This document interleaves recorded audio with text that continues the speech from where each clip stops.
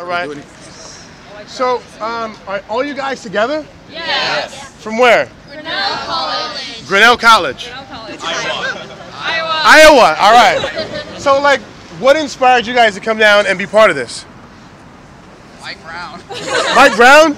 How do you feel about the situation of Mike Brown? It's fucked up. Yeah, right? Brutality. That said, it's not just an isolated issue. It's not Right. just like the shooting of one black youth. It's a nationwide issue, right? And it's been affecting black communities for hundreds of years, really. Right. It's, Not just black communities. And can I say too that All POCs, people of color. Okay, yeah. And can I say too that Michael Brown was about to go to college, and as students, we have a responsibility to speak out because this was another person who was deprived in education. Right now, we're building prisons over schools, and that is a big problem. Yeah. Absolutely. And then, like, as a white person, to be silent in events of this kind is to side with the oppressors. And so it's necessary to speak out against these things and to use the privilege.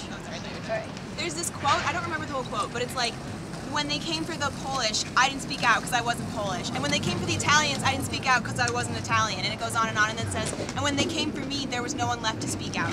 And so for me, like, that's why I came down here. Wow, that's dope. That's a Nazi Germany quote, right? Yeah. How far did you guys travel? 5 hours. You guys all drove? Yep. Wow. How many cars? 5. 5 cars. 5 cars for all of you? Reminding me of my days in Haiti. Yeah. Is there a movement that's going on at your school?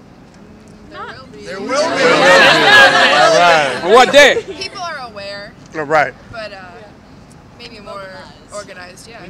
October 22nd, what you guys are doing? General have gotten I know she'll be in New York. That's during fall break. She'll be with us. Yeah. That's fall break. We're everywhere. A lot of Okay. us might be going home to our communities and starting this again there. Where are you going? I'm going to Ann Arbor, Michigan. I don't know if there's already a movement there. I guess I'll find out when I go home. And if there isn't? I'm not exactly sure because I'm not sure what my place is in starting that as a white person from Ann Arbor, but I would really like to see my community also. I thought we take covered action that. on It's this. not just, you was a college student, you're a college student.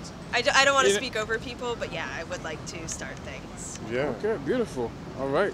What do you feel like a possible solution to this is? Like how do we get the relations between the police and communities of color better? I think it's really important to like engage with police officers on a level that isn't antagonizing, that isn't FGP like us against you. We need to engage with them on a level where we understand where they're coming from. We know that and they're being trained. They're a tool of the system. They're also the being oppressed. I mean, sure that what they're doing is wrong, and they could be standing down. They could be stepping down from their posts, but the solution is not to antagonize, it's to work together. It's to engage with them on a level where that shows a lot of respect. Right, I agree. I think the war on drugs also needs to be ended, and I think that will do a huge amount in terms of repairing relationships between the police and communities that they're oppressing. Right, yeah. Also, well, I'm just like a really big politically active person. I want everyone to vote progressive, make sure that you have, like, there's a lot of things up in legislation and higher government which make sure that we don't we stay back, and then people are like, voting doesn't really change anything. And if you keep that attitude that voting doesn't change anything, then you aren't going to vote for someone who's progressive enough to change something. So vote, and make sure you vote progressive so that you can have these sort of changes from higher up as well from external sources like these protests. Right. But there has to be more than that. I think one thing that needs to happen is challenging representations of people of color in the media, so that when people see like a young black man reaching into his pocket, they don't assume that it's a gun he's going to pull out, and they understand that like people of color aren't inherently violent and don't need to be killed. Right. Another big solution I would like to see. Sound of the beast. I think. I personally believe we need to give reparations to black people for all the oppression that we've brought about over the centuries. That would be a fantastic starting place as far as building wealth in communities of color, which would help to reverse some of the ridiculous trends that have systemized these sorts of oppression. And I would also like to see our economy be democratized. So I think we need to start building worker cooperatives. We need to start building democracy and dignity into our workplaces, so we can start to undo some of the systemic effects of all of this endless racism and oppression, because that's at the root of a lot of these causes, is systemic economic injustices that have been perpetuated by racist ideas, from slavery, from a lot of racist policy that prevents black people from accumulating wealth, and that just perpetuates all these other inequities in our society. So I think if we start building co-ops where everybody has a voice and has an equal share in where they're working, I think that'd be a fantastic place to start. And doing that in addition to giving reparations, that'd be a great way to level the playing field and have a more democratic, equal society. Yeah, man. I'm all one. Oh, Before you guys forget. People have essentially said what I wanted to. In probably better words than I could have mustered. One last question based on your response. To building better relations with the police. I mean, have you seen examples of that done? Or do you have an idea of how you would do that? I think what's important is like community forums, like bringing places for the police and community groups like Lost Voices to like come together and talk, and as opposed to just like the police in riot gear and people shouting at them. More like it's not that it's all good, yeah, dialogue. Not that that's going to change everything, but if you have a conversation with somebody, it's different. It's harder to just to disregard them and to brutalize them and to write them off. As that speaker was saying today, have a meeting with us, not about us. Yeah. Right. Also, we could get the police, the makeup of the police to reflect the demographics of the community. So if it's a community of color, get policemen of color, or have like members of the community become policemen.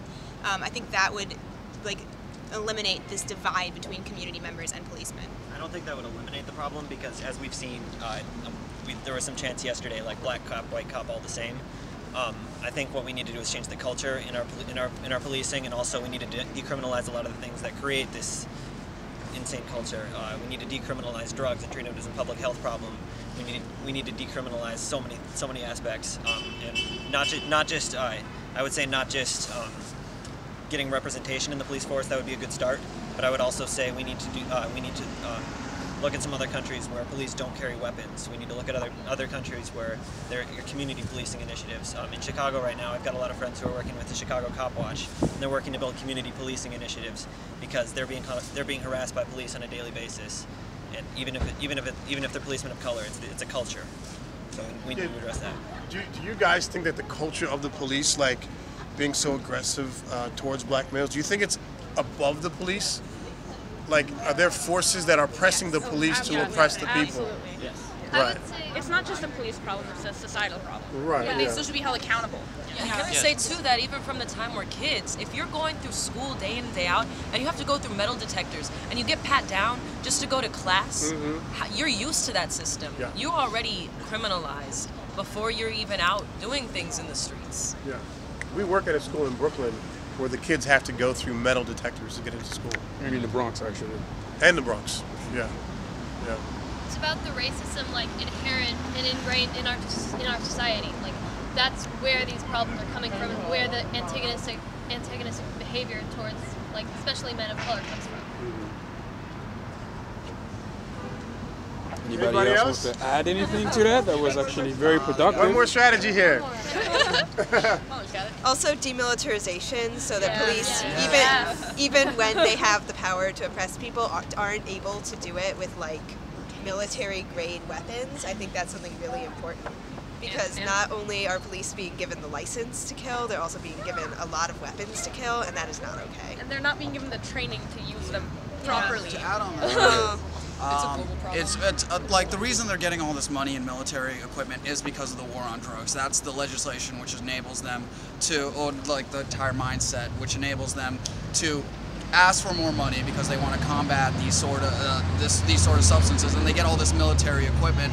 So the war on drugs has failed. We aren't able to keep drugs off our streets, and instead we get a really militarized police force, which oppresses its civilians, and it's like a double whammy. We get nothing out of this. Right.